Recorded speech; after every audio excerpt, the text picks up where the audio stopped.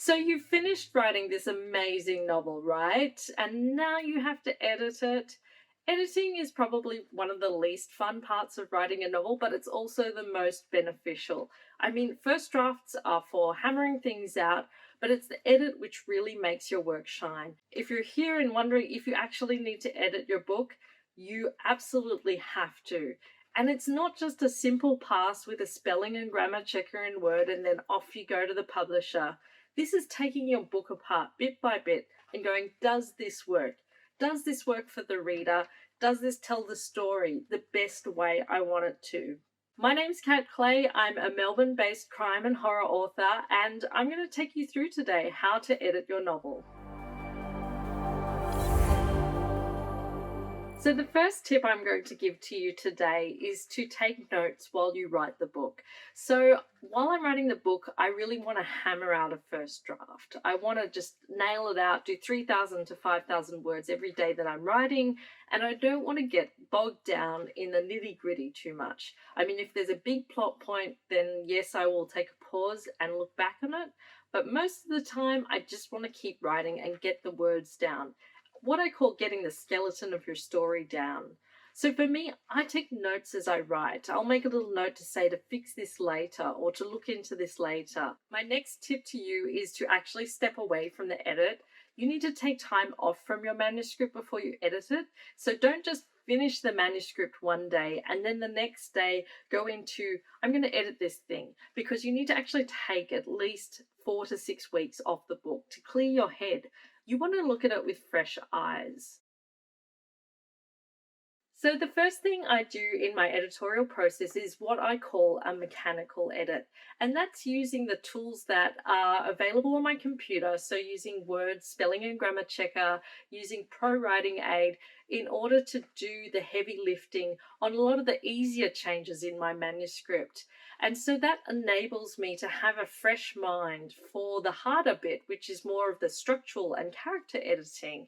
So for me, one of the first things I will say is to turn on track changes. So track changes in Word will allow you to see where you've made changes, and you can do different versions of this. So if it's bothering you seeing all that red or the strike throughs through this editing process, you can turn on simple markup, which is what I often do. But it's important that you also have multiple versions of your draft and label them correctly. So for me, I keep the original document that I wrote as draft 1 and I don't touch that.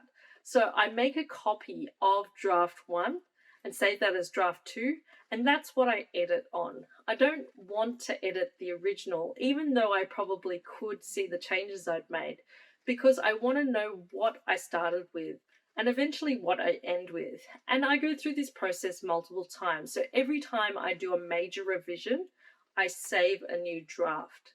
So the first thing that I do is I run it through Microsoft Word's basic spelling and grammar checker. You would be surprised at how much stuff this actually picks up. Just make sure that you are on the right country settings for your book, not what country you're in. But if you're writing a book set in America, you want your spelling and grammar checker set in American English. Otherwise, your book will have a lot more changes later on down the track. The next thing I do, and I'm going to do another video on this, is I run through the whole process in a software called Pro Writing Aid, and it's a really great application that plugs into Microsoft Word. And I do things like my writing style check. I check for repeated words. I check for more grammar, more spelling. But a lot of that helps me find repeated words, things that don't make sense, cliches, and especially find the writing style checker helpful because it tells me where I can clean up the manuscript and tighten it right up. Which leads me into a really important point, which is I spend a lot of time eliminating filtering words. I write in a very close third person, and so I don't want the reader to feel distant from my character.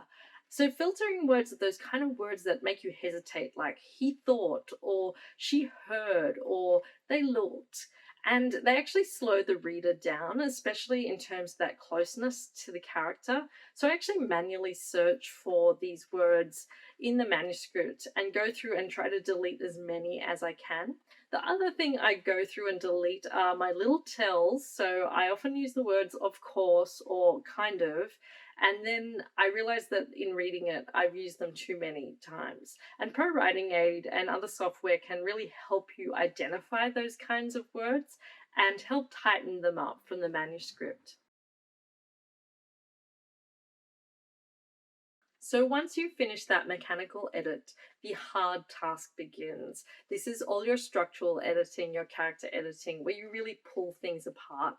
So the first tip I have for you in this process is that you need to print off your manuscript. It's really hard to visualize your manuscript fresh again by looking at it on the screen. And by printing it off, we're allowing ourselves to see it in a new light, and you'd be amazed at the amount of things you pick up by actually printing off the manuscript and go through it by hand. And this can be quite tiring process. So it's really important that you take it in bits. So with editing a large manuscript, I do what's called passes, and passes are ways of simplifying that process. So on one pass, you might look for characterization. On another pass, you might look at clarifying your language. On another pass, you might look at spelling and grammar. And that way, you're only looking for a specific type of problem. So one of the first passes that I will do is to delete and clarify. So deleting and clarifying is about tidying up any excess verbiage, any extra language that is just shouldn't be there, and to really make things clear to the reader. So if it's not making sense to you after reading it and you wrote it, then you should probably delete it. And this is one of my biggest pieces of advice. If in doubt, delete.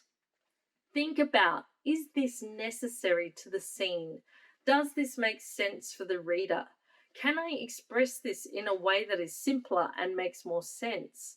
These are really important questions to ask yourself, because if it doesn't make sense to you, then it's not going to make sense to the person reading it.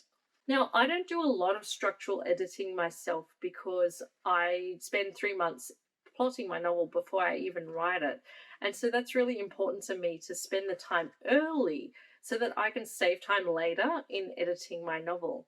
But if you find something's not quite working, I can recommend writing it all out, every single scene on palm cards, and just writing.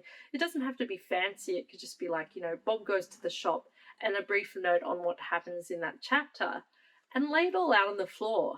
And it might actually help you be able to see where there might be some holes that need filling or where things need to be rearranged. And it's really important too that if you start rearranging scenes, that you just make sure that that's consistent afterwards, and that people in the next chapter aren't referring to things that haven't happened yet or things that happened previously. And you just need to make sure that it flows properly.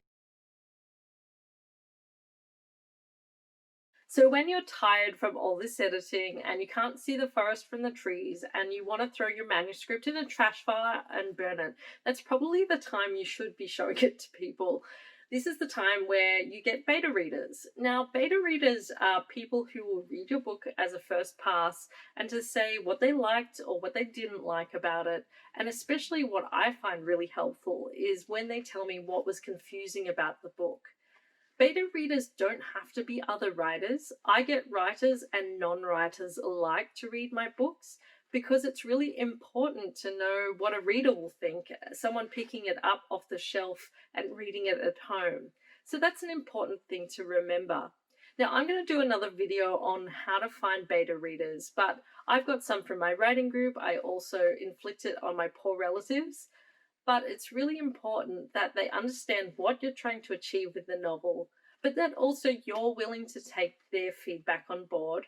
And you need to be open to receiving criticism. As hard as that is, it will make your book better.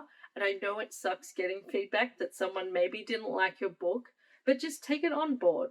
The other thing to note with beta readers is that you don't have to make all of their changes, but it's really important to know where they were confused and what wasn't making sense. If multiple beta readers bring up the same feedback, then it's probably something that you might need to change about your book. Following on from beta readers, another type of reader that might be really important for your work is a sensitivity reader. Are you writing something that is out of your own experience or perhaps about a culture that's not your own? A sensitivity reader can help identify areas that may not feel authentic and how to make your work better. Now, a sensitivity reader is a paid reader, but their rates are usually very reasonable. I'm writing a book about a Korean American woman, and I'm likely to get a sensitivity reader for that. And that's to make it the most authentic and interesting book that I possibly can. My final word of advice to you is don't be lazy. So it's very easy when you're writing your book to say, I'm going to insert cool battle scene here and leave it there. And that's pages and pages of work that you have to do later in your edit. Hands up if you've done that before. So the main thing in your editing is just if there's a change that you have to do, but you're afraid of it or it's really hard, but it's going to make the book a better book, don't be afraid to do it. But you want the book to be the best it possibly can. And when all else fails, delete, delete, delete, right? I'm Kat Clay, and I would love it if you hit subscribe to my videos. That's it from me on how to edit your novel, and good luck with revising your work.